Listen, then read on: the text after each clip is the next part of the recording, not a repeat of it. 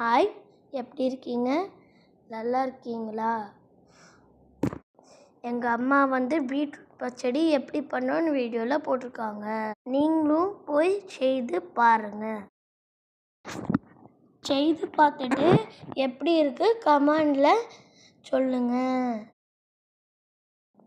பிடிச்சிருந்தா லைக் பண்ணிவிட்டு காமெண்ட் பண்ணிவிட்டு ஒரு சப்ஸ்கிரைப் போட்டுருங்க. பாய்.